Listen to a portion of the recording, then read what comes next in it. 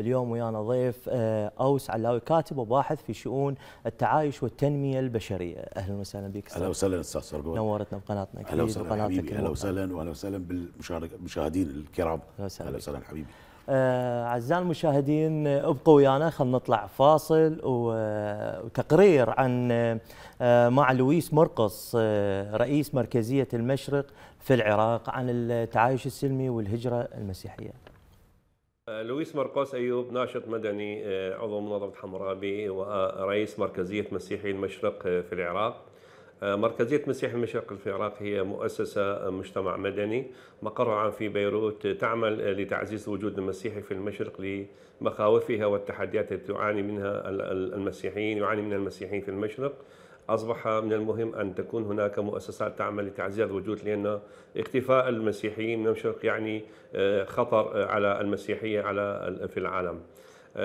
فيما يخص وجود المسيحيين في العراق، المسيحيين لم يكونوا بعيدين عن الاستهدافات التي حصلت منذ سقوط النظام السابق وإلى هذه اللحظة.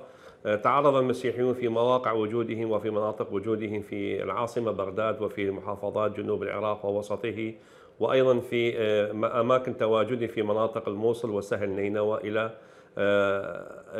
إلى هجمات عديدة ومتعددة منذ عام 2003 وحتى داعش الإرهابي عام 2014، حيث كانت هذه الفترة من عام 2003 هي مسرح لعمليات إرهابية تجاه الأقليات ومنهم المسيحيين، من خلال الخطف والقتل على الهوية التي حصلت في أعوام متتالية، وكان أشدها عام 2008 و9، إلى أن وصل داعش ليستكمل ما قامت به القاعدة من استهدافات المسيحيين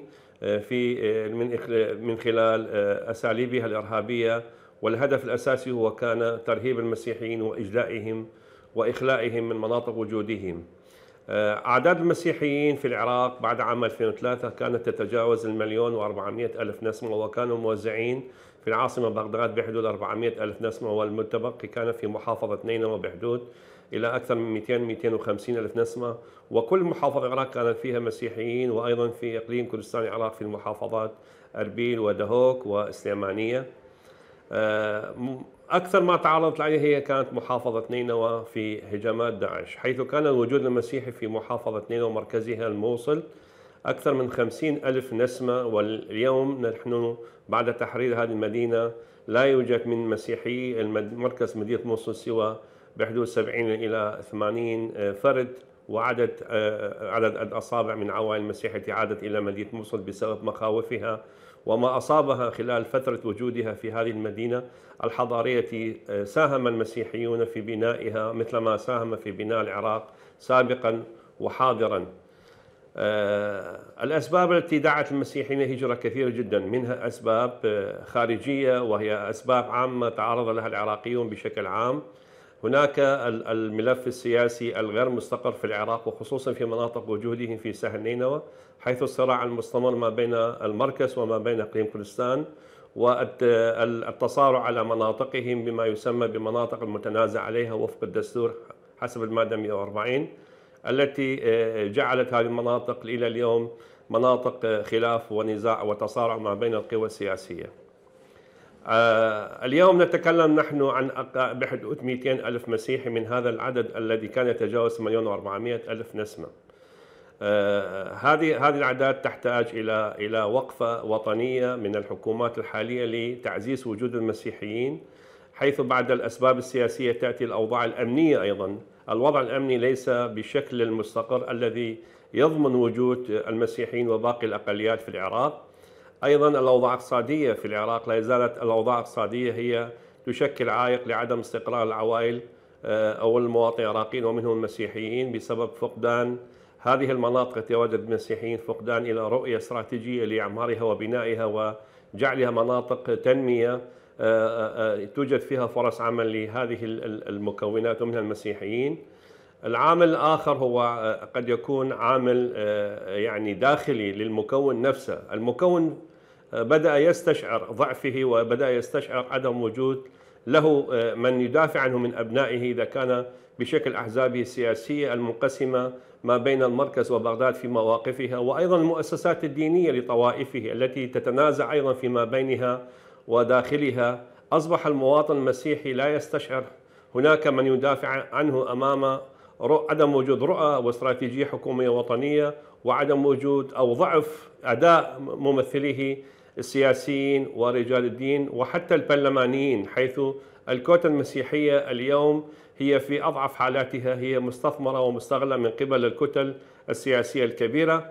وأيضا الكوتا نقطة ضعفها الأكبر هي عدم وجود حق النقض لمن يمثل المسيحيين في مجالس النواب، إذا كان على مستوى حكومة إقليم كردستان أو مستوى الحكومة الاتحادية، حيث تصدر بين حين وآخر قوانين تمس حقوقهم الإثنية والدينية والثقافية والديمغرافية، لكن لا يمكن أو لا يستطيع ممثلي المسيحيين من اعتراض وإيقاف هذه القوانين. هذا هو أحد المخاوف التي جعل المسيحيين أيضا في هجرة مستمرة وعدم استقرار في مناطقهم، لعدم شعورهم بالأمان في بلدهم ووطنهم الذي هو وطن آبائهم وأجدادهم سابقا، واليوم هم يشعرون بأنهم أصبحوا غرباء ما بين بقية المكونات. أكيد هذا هو ليس بسبب النسيج الاجتماعي العراقي. نعم، نحن نعرف أنه العراقيين مختلفين في ثقافتهم وفي إثنياتهم وفي أديانهم، لكنهم منسجمون في هويتهم الوطنية. لكن بعد عام 2003 عمل النظام السياسي والأحزاب السياسية على تقسيم المجتمع على إثنيات وقوميات ومذاهب وفئات. داخل كل مكون هناك انقسام سياسي وإثني وعرقي وموقف ينتمي إلى هذا الطرف أو ذاك الطرف الذي يتصالح على مصالحه الشخصية. بعد سقوط محافظة نينوى وسهل نينوى بيد داعش، أحدث هذا شرخا كبيرا زاد من مخاوف المسيحيين ومن بقائهم في وطنهم الأصيل العراق بسبب ما عانوه من داعش خلال فترة سقوط هذه المناطق، وأيضا خلال فترة هجرتهم أو نزوحهم الداخل إلى مناطق كردستان أو في محافظات أخرى، حيث لم يكن هناك اهتمام واضح من الحكومات المحلية أو حكومات المركز بوجودهم في هذه المخيمات ومناطق نزوحهم، مما استشعروا الخوف والخطر بعدم الاهتمام وعدم تحرير مناطقهم طال أكثر من 3 سنوات. لذلك قررت أغلب العوائل النازحة الهجرة والبحث عن موطئ قدم جديد أو وطن جديد يكون هو الملاذ الآمن لهم ولأبنائهم، ليكون لهم مستقبل زاهر في مكان بعيد عن هذه الصراعات الأيديولوجية والفكرية والسياسية المستمرة إلى اليوم في هذا البلد الذي كان ولا زال هو بلد يعني هويته تشكل تنوع حضاري وفكري وثقافي وإثني. المسيحيون اليوم لديهم مشكلة جديدة ظهرت بعد هجرتهم إلى دول الشتات، حيث العائلة انقسمت إلى أكثر من دولة. العائلة الواحدة اليوم هناك قسم منها يسكن دول الاتحاد الأوروبي، وهناك منهم من وصل إلى كندا أو أستراليا وأمريكا. هذا التشتت في العائلة الواحدة. اليوم هناك لم الشمل، هناك العوائل تحاول أن تجمع شتاتها ممن بقي لديها من الأفراد والعوائل في الوطن الأم في العراق. هذه أيضا اليوم هي ما نعانيه بعد تحرير مناطقنا من داعش عام 2016 وعام 2017 مدينة الموصل.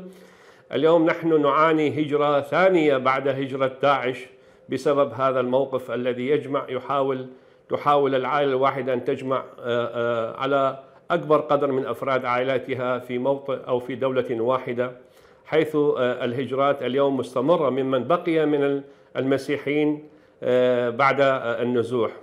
إذ فقد المسيحيون عام 2014 حتى عام 2017 في فترة النزوح أكثر من 60% أو بحدود 60% من وجودهم في مناطق النزوح هاجروا إلى دول الشتات بحثا عن موطن آمن، ومن بقي منهم في هذه المناطق بعد تحرير مناطقهم في سهل نينوى قضاء الحمدانية وقضاء الكيف وناحية بعشيقة التابع لقضاء الموصل وحتى مركز محافظة الموصل، من عاد منهم لا يتعدى 40% من أعدادهم. وهذه 40% هناك نسبة قد تصل إلى 5% منهم لا زالوا عالقين وباقين في هذه المدن التي نزحوا عليها بسبب عدم وجود فرص عمل في مناطق يعني مناطقهم الأصلية التي ذكرناها في قضاء الحمدانية أو قصبات قضاء الكيف، بسبب عدم وجود إعمار حقيقي أو بنية تحتية تجمع أو تحاول أن تجد مشكلة البطالة الموجودة والفيض الهائل من الخريجين في هذه المناطق، حيث هذه المناطق وخصوصا المسيحيين هم مجتمعات نوعية. أغلب أفراد العوائل هم خريجين جامعات ولديهم شهادات عليا، ولكن فرص عمل الموجودة أمامهم ضعيفة، وهناك تمييز سلبي في هذا المسار من قبل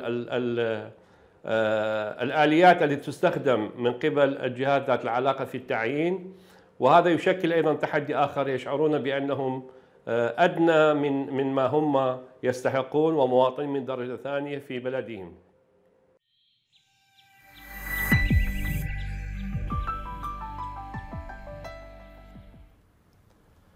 رجعنا وياكم اعزائنا المشاهدين مع ضيفنا حلقتنا اليوم الاستاذ اوس علاوي. اهلا وسهلا بك استاذ. اهلا وسهلا استاذ سرقون، نورتنا طبعا. الله يخليك. عندنا الشرف. شكرا بك استاذ. استاذ، بدايه حوارنا اليوم اريد شنو هو رايك والاسباب الرئيسيه اللي دفعت المسيحيين من الهجره؟ طبعا المسيحيين بالعراق الهجره مالتهم هي مو حديثه. الهجرة عبر التاريخ صارت عدة نكبات، يمكن الناس كلها تعرفها، يعني حتى المجتمع العراقي يمكن قسم مطلع عليها. تاريخيا تعرضوا المسيحيين للهجرة كلش هواية بسبب البيئة السياسية بالعراق يعني القديمة، فصارت عندهم نكبات 1930 وغيرها، وطلعوا سوريا وبعدها كل ما تصير تحول سياسي بالعراقي المسيحيين لهم يعني فالضغط عليهم بحيث يهاجرون. وبعدين هي يعني بالوطن العربي كله اكو فد قوه تهجر المسيحيين يعني بصوره عامه بالدراسات والبحوث اللي عندنا، بس احنا نحكي بالنسبه للعراق يعني مسيحيي العراق يعني بصوره خاصه. فبعد التعرض بس مسيحيي العراق استقروا بالعراق وشاركوا ببناء الدوله العراقيه. عندنا اطباء وعندنا اساتذه وعندنا جامعات واذا نريد نعدد ما نخلص بالاسامي المسيحيه اللي هي كانت بداياتها كأطباء، عندنا كمدارس، كعلم، كإعلام. عندنا رواد الإعلام العراقي هم أصل مسيحيين.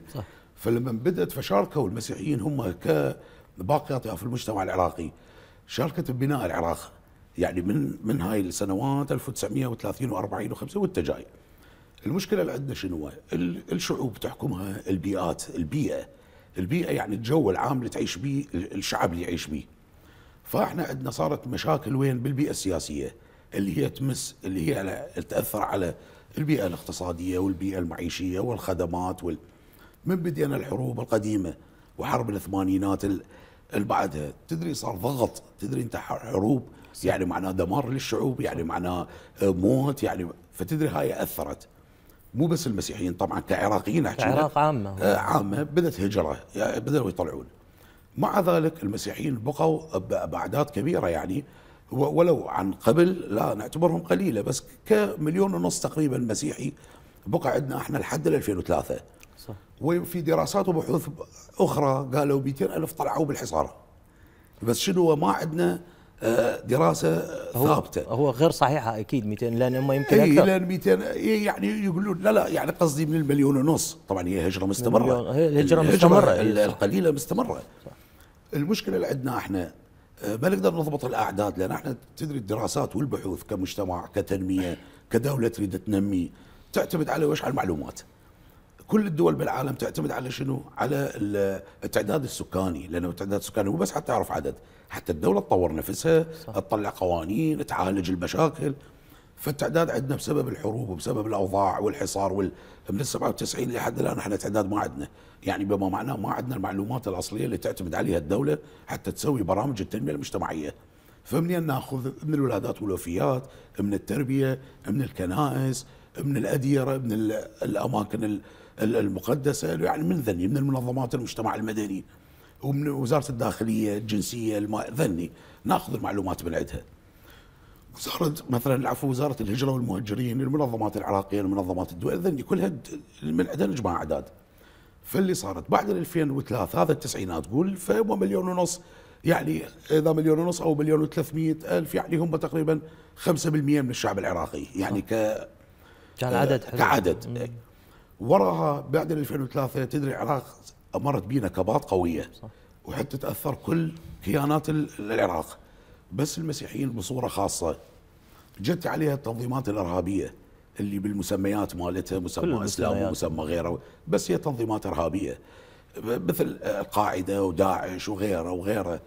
قاموا يستهدفون المسيحيين بصوره خاصه، يفجرون الكنائس، يهددوهم، ده تعرف شلون. فاللي صار شنو؟ احنا بالنسبه لنا بعد 2003 العراق كان نظام اشتراكي، يعني نظام اقتصادي اشتراكي، تحول لنظام رأسمالي. هذا التحول عندنا سياسيا مو سهل. احنا عندنا في شيء اسمه التشنج والريتشنج، او التغيير ومقاومه التغيير. اي شعب تريد تبدله او تنميه رأسا تصير عنده شنو؟ مقاومه بالبدايه. صح. احنا التغيير صعب التغيير ترى، يعني انت متعود على رنج وسياق واحد وعلى مدى سنين، وتريد تعال غيره. هذا الشيء غيره كنظام اقتصادي وسياسي، وهذا له علاقه بالقوانين والتشريعات فالتغيير ماله مو سهل، لازم تصير بمقاومه وعلم الناس تعرف، والسياسه الحاكمه او السلطات او الاحزاب على ما تتعلم وتعرف وتدري. هو بالتدريب والتنميه والتعليم والاخطاء الى ان نوصل الى التغيير الكامل. هذا التغيير الكامل صارت بها مخاضات، وصارت ضغوطات، وصارت حروب، وصارت يعني ضغوطات كلش قويه خارجيه وداخليه. فتدري انت شعب مكبوت دخلت عليه افكار جديده بدون ما تعلم اللي قدام، يعني احيانا واحد تقول له تعال طب فلان مكان ما يندل. اي فهاي المشاكل اللي صارت، وبسبب التنظيمات الارهابيه اذت المسيحيين عندنا خصوصا، وهم تاذوا يعني كمكون، تاذوا باقي المكونات اللي عندنا بسبب الرأسمالية والمحاصصات. ولهذا المكون المسيحي صار ويا الاقليات، صار يعني ويا الاقليات. فبدا، بس هو انا اقول لك يعني كمكون موجود هو من البصره الى العراق كله بيه مسيحيين، اكيد بس يتركزون بالبصره. عندنا ببغداد، موصل، لا هي كل المحافظات بيها، بس لما تقول يتركزون يعني الاعداد الكبيره هي اكيد بالموصل، ولا هي كل المحافظات بيها مسيحيين، كل المحافظات. واقدم كنيسه عندنا احنا بعد بالنجف يقال اقدم كنيسه، لانه ما تدري هم الشعب الاصلي. صح. يعني احنا عندنا بالوثائق انه 2500 سنه، اكثر من 2500 سنه هم بالعراق. اذا تعرف شلون صار. فهي ذي الاسباب اللي ادت الى يعني هجره والضغط على المسيحيين. هي استاذ هواي اسباب، يعني صادق ما اعرف، مرات افكر بين المسيحيين يعني صح هو شعب شو ما قلت حضرتك مسالم والاشياء، بس ما بنفس الوقت السفر عنده شيء حلو يمكن، او يريد يسافر. استاذ احنا مطلعين ونتصل وعندنا مو صح انت اكيد. وانا 14 15 16 الى 17 عبر منظمات. طبعا التقرير طلع قبل منظمه حمرابي، طبعا قويه كانت تشتغل على النازحين. احنا كنا ومنظمه دعم وتنميه الشباب في اربيل موجوده الان بعكاوه. فهاي المنظمه دعمنا، يعني دربنا تدري النازحين على التعايش السلمي، على تدري لان جدي عندنا نازحين لازم انت اكيد من الضغوطات. انت لما دخلوا افكار خارجيه وافكار خارجيه اذت المجتمع. فسوينا، وطبعا الدوله عندها برامج، واحنا منظمات مجتمع مدني واحنا الموجودين ان نهتم بتنميه المجتمع. سوينا برامج تنميه ودورات للمجتمعات، للنازحين، للموجودين، التعايش السلمي بس احنا عندنا اتصالات وعلاقات. والله اخذ من عندي وانا اقسم لك، يعني ما اريد اقول لك كل المسيحيين، بس يمكن فد 90% من المسيحيين بالخارج وهسه يمكن يسمعوني، والله يتمنون يرجعون لمكانهم. احنا نتصل بيهم مجرد هو قاعدين برا، وطبعا هواي امورهم صارت زينه وشغل ومرتاحين وهيجي. والله لو تعطيهم هسه يرجعون. انا دا اقول لك صح. يعني دائما يذكروني بمناطقهم ويحجون جماعه بغداد وجماعه الموصل تدري والله انا اكو حج جماعه كنا نشوفهم مسيحيين تطلع اغنيه مال فيروز على بغداد والله يبكون، يعني يبكون ما يتحملون. وهنا يعني مو تقول جماعه بغداد اللي قاعدين بربيل يبكون ما يتحملون، يقول لك ما نقدر طفيها ما نقدر نسمعها، ده تعرف. فهم كشعب احنا العراقيين بغض النظر عن الاديان، احنا العراقيين ترى احنا شعب عطوف وشعب قوي، شعب تفكيره قوي، يعني صاحب عقل وعاطفه قويه وقوه المجتمع العراقي. يعني انا اقول لك بكل اطيافه بغض النظر عن الاطياف والاديان مالته والعرق. فهم المسيحيين هسه لو يعني تخيرهم وتامن لهم الوضع يرجعون حتى لو يعرفون. استاذ كنا بدنا نحكي يمكن قبل ما نطلع اللقاء بهذا الموضوع بان اللي مسافرين تقريبا نقول 90%، يعني اكو من خلص هو مستقر وعاجبه الوضع ويريد يعيش هناك، بس 90% او نقول 85 الى 90 بان هم الناس من تقعد وياهم تحكي، يعني انا قاعد وياهم حاكي بصراحه وقلت لك الموضوع الصار، نعم. تقعد تحكي وياهم يقول لك بس بغداد العراق احنا هيك كنا يعني مواضيعهم الكبار والاعمار الشابه اللي كبرت هنا وسافرت، وفي الاطفال هو صار بلده ذاك، عرفت؟ فما ما يتذكر شيء من العراق او بغداد. حتى هسه يعني الحكومه العراقيه تدري اكو برامج اجتمع عليك، نعم صارت ضغوطات الحكومات السابقه، تدري صارت ضغوطات سياسيه من دخلوا داعش ومداعش، اكو بعض ضعاف النفوس باسم السياسيين وباسم ما اعرف منه جو ياخذوا شويه، صارت مال عقارات بس احنا بالنسبه لنا نعم داعش اجى اذى، وداعش نعم اذى المسيحيين بصوره خاصه كتفجير كنائس، تهديد، قتل، نعم، والشعب العراقي من ترى كله تاذى، هو كله متاذى، دا احكي لك، بس المسيحيين بصوره خاصه احنا ليش؟ لان هذا المكون بدا يقل. اذا تعرفني شلون، واحنا العراق لازم من ولا مكون من عندنا لازم ما يطلع، لازم ما ينتهي. نعم ينزح يروح يسافر ما عنده مشكله، لان هو يعني عنده حقوق، هو بشر، هو انسان يريد امان، يريد يعيش اولاده، يريد، نعم صار ضغوطات عليه ماكو مشكله، بس شنو لازم كنا احنا كمجتمع عراقي وحتى الحكومه العراقيه بدها تسعى انه المكونات هاي تبقى. تدري احنا قوتنا بالتعدديه اللي عندنا، بدها تعرف شلون استاذ، بغض النظر عن الظروف السياسيه الخارجيه او الداخليه او، بس احنا بالنسبه لنا يعني كمنظمات مجتمع مدني عندنا برامج هوايه ولحد هسه ماشيين بيها. واحكي لك كحكومه، لان احنا ما نريد، نعم صارت ارهاصات، تدري ليش؟ الحكومه مو سهله، احنا عندنا لما نحكي مثلا نريد ننمي مجتمع او ننمي موظفين او مدراء او قاده بالدوله، دائما نقول له لما نصير اعلى مو مثل ما انت اقل. فكل ما تصعد اعلى المسؤوليات تزيد عليك، مو سهله. يعني حتى الحكومه كانت ملتهيه بالامن، ملتهيه بالتهجير، ملتهيه بمقاومه، اعتى قوه، يعني اعتى قوه، وعندها داعش ومداعش والقاعده وغيره وغيره وغيره، بدك تعرف شلون؟ الى ان الحمد لله ان شاء الله انتهوا يعني، ومرحله هاي ان شاء الله انتهت وبترجع يعني، لا ان شاء الله. فالبلد بدا ان شاء الله يتعافى يعني، فصارت الحكومات عندها اكثر من جهه تشتغل عليها، ومع ذلك يعني الدورات نعم مو بالمستوى المطلوب سابقا، ويا الحدث 14 و15 و16، لان تدري احنا كعراق كسياسه عندنا اولويات تحافظ على العراق لينتهي. انت تعرف شلون؟ واولوياتك تحفظ الشعب العراقي، هاي الكفتين كلها الصعبه بالحروب، فانت شو تسوي؟ تاخذ باقل الخسائر. فصار عندنا نزوح، قعدوا خيم، قعدوا هاجروا وراحوا، نعم، بس شنو هسه الدوله يعني هسه يعني الدوله والحكومه الحاليه برامج عندها عن طريق حقوق الانسان، عن طريق، تدري انت حق المواطن العراقي ما تقدر الدوله تجي تلزمه تقول له تعال ما تروح وما تطلع، لا طبعا ما تقدر. فشو تسوي الدوله؟ توفر له الامن والامان، تمام، انا ابسطها الامان، وفره الامان، شو يحتاج بعد؟ لان احنا بالتسعينات همينا امان، بس شو المشكله؟ اقتصاد تعبان. حاليا البرامج والحكومه الحاليه بدها تشتغل على برامج تطويريه، ودوله رئيس الوزراء الحالي محمد الشياعي يعني ولمس الشعب المسيحي او الشعب العراقي، وده يباوع، ده يعرف صارت عندنا تنميه. طبعا الناس ده تشوف التنميه الظاهريه اللي جسور وبجسور، بس وياها اكو تنميه اقتصاديه صايره بالدوله، يعني تنميه اقتصاديه صايره بالدوله، هي مو سهله حتى اقتصاديا. احنا عندنا بالعراق انت مو سهله تحافظ على العمله، تصعد صعود بسيط، والدائره مدارك الدول تصعد صعود يعني ده يصير تضخم كلش قوي، والعمله ده تنكب مش تقل، فاحنا نصير تضع على كل. الدوله الان عندها مشاريع، احنا لان الحلول حتى اني اسوي حلول للشعب المسيحي ورجعه، شو اسوي؟ مو اجي اقول لهم تعال ارجع، نعم الكنائس منظمات المجتمع المدني تقول لهم دائما هذا العراق عراقكم، بلدك ما يصير تعوفه، انت لازم تبقى مقابل الامان الحمد لله والشكر، هسه يعني الامان الالف الحمد لله طبعا. والله يديمه. بس شنو هسه الدوله اللي تشتغل على تطوير الاقتصاد، يعني برامج تحل ازمه بطاله، ازمه سكن، استثمار بالقطاع الخاص، القطاع الخاص تريد تدخل له شركات، يسحب اليد العامله، يعني الايادي العامله اللي هم الخريجين حتى تقل الضغط على الدوله. ما احنا ما نقدر نحكي كل البرامج، بس هسه الحكومه الحاليه بدها تعمل على هذا.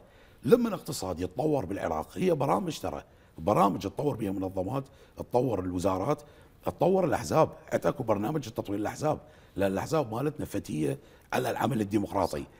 فهاي الاحزاب شنو اكو برامج تطورها تخلي عندها اقسام وشعب شو تسوي؟ تحضر كفاءات بحيث حتى شنو اعالج شغله الدستور والمحاصصه، لان المحاصصه دمرت يعني واذت يعني. فبس شنو اعالج شغله المحاصصه على ما نلقي حل ان شاء الله مستقبلا. فاني شنو اطور؟ اجيب كفاءات، انا حزب يطلب من عندي وزير اجيب له كفاءه، مدير اجيب كفاءه نفس الاختصاص، اخلي حتى الحزب يتطور. فهاي هيك.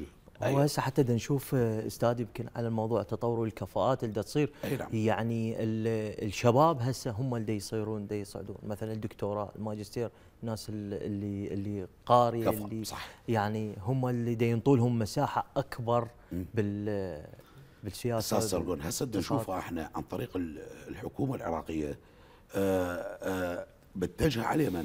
على الشباب. صح. برامج دعم الشباب، برامج تنميه الشباب، برامج اعداد القاده. هسه بالدوله اذا تطلع عليها برامج قويه، وحتى اكو برامج من الدوله بدها تنمي الشباب العاطلين، يعني اللي مجتمع المدني. صح. بس دوله بدها تسوي برامج، وبرامج تنميه كل الموظفين الجدد، وبرامج من دوله رئيس الوزراء للاعداد القاده، اعداد الوزراء، اعداد. ما عندي مشكله. محاصصه خلت مهندس بمكان اداري، خلت طبيب جراح بمكان اداري، شلون احلها؟ اجيب ادخله دورات، ما عندي مشكله. هسه هذا المحاصصه غلط، لازم اجي اعالج هذا الغلط. فاحنا الحل مالتنا المعالجات الاقتصاديه هي اللي راح ترجع الشعب المسيحي للعراق. انا بدي اقول لك الامان والحلول الاقتصاديه لما نعطيه هنا رفاهيه وفلوس يرجع. بصراحه استاذ يعني كالمسيحيين كان انا اتذكر كعمري باي زمن بصراحه يعني كنا يعني انا احكيها بصراحه كنا مدللين يعني صح كحكومه مدللين يعني. احنا هاي المده مثلا من امشي بالشارع او مثلا تدري سيطرات، كانت مده اجتني سيطرات كل 50 متر سيطره. بس يعرف مسيحي يقول لي تفضل روح بدون تفتيش. يعني انا احس بفخر، احس بمحبه الدوله الي، احس يعني هذا شيء حلو. يمكن شيء تشوفه بسيط انت، اي نعم، بس معنويا ترى هو بالنسبه لنا كلش كبير. اخذ من عندي الشعب العراقي هسه من الشمال الى الجنوب وبكل محافظاته، تجيب اي احد خليه يقول لك انا مسيحي، شوف التعامل وياه شلون. تدري الشعب هو يعني مقهور على شغله انهم يعني دائما احكي ويا جماعتنا ويا اصدقائنا، ترى احنا نشتغل على التنميه المجتمعيه، نشتغل على التدريب، فنطلع يعني العراق كله اطلع له. أكيد. فدائما يذكرون، ما يصير حديث او تحكي على الشعب العراقي وعاداته اذا ما يقول لك مسيحيين كانوا يمنا هنا بيت فلان بيت فلان. فده تعرف بس الشعب العراقي شعب عطوف، هو متعلم على التعدديه. يعني الشعب العراقي بالعكس، الشعب العراقي ما يرحم عليه ما تقول له تعال صير فيها وحده، هو ما يتقبلها. ما يتقبل، لا لان هو متعود على التعدديه. بس احنا شنو النظام السياسي عدد لما يزيد بمعين انا انطي على قد العدد وما عندنا مشكله. الشعب العراقي دا اقول لك شعب عطوف وعنده عقول، بس المشكله شنو؟ المشكله احنا لازم نبني جيل مثقف. مشكلتنا شنو؟ خلوا انه الثقافه تصير قليله بالشرق الاوسط والدول الناميه وخاصه الشرق الاوسط. احنا بالنسبه لنا دائما نعلم المجتمع، نقول له اقرا اتثقف. ونفس الشيء الدوله سوت حاليا، مسوين برامج ويا الدوله على التنميه والتدريب، وحاليا ندخل حقوق الانسان بالمدارس، حقوق الانسان وبالجامعات. حقوق الانسان كلش مهمه. ودا نسوي شنو بعد؟ التعايش بالمدارس. فاني لما نبدي برياض اطفال وابتدائيه ومتوسطه واعداديه وكليات، عندك بعد 5 6 سنوات راح مو سنوات، 2 3 راح يعطيك راس النتائج. فخلي الشعب يتقبل، وبعد ما يصير عنف وما يصير، وبناء اقتصادي، امان موجود، وان شاء الله الشعب المسيحي ان شاء الله كله خليه يرجع. التغيير كلش مبين طبعا. اي يعني هو التغيير ملموس حاليا، ملموس كلش. وان شاء يعني الله بصراحه الحكومه الموجوده ويعني اذا تشتغل، وان شاء الله الحكومه اذا بقت نفسها خير على خير. جت الحكومات ان شاء الله يكملون نفس البرامج اللي خلاها دوله رئيس الوزراء السوداني، وان شاء الله يرجعون المسيحيين. يعني احنا المسيحيين ان شاء الله والله برامج، واحنا اكو ناس من كل الطوائف. انا مسلم بس من كل الطوائف. احنا نحافظ على المجتمع العراقي، اكراد، مسيحيين، صابئه، يزيديين، اي مجتمع عندنا بكل الاطياف. احنا نعمل على انه لازم نقوي المجتمع العراقي، وان شاء الله كل المسيحيين يرجعون يعني الى البلد ان شاء الله، ونحتفل بيها ان شاء الله. ان شاء الله. ان شاء الله حبيبي استاذ أوس، شكرا لك، شكرا لك، حبيبي انطيتنا من وقتك. شرفتني شكرا بهذا اللقاء الجميل، وان شاء الله ما يكون يعني الختام هذا اللقاء ان شاء الله حبيبي. بايام الجايه هم نسوي لقاء وياك ان شاء الله الثاني. حاضر اكيد. حاضر حبيبي شكرا لك. حاضر. شكرا.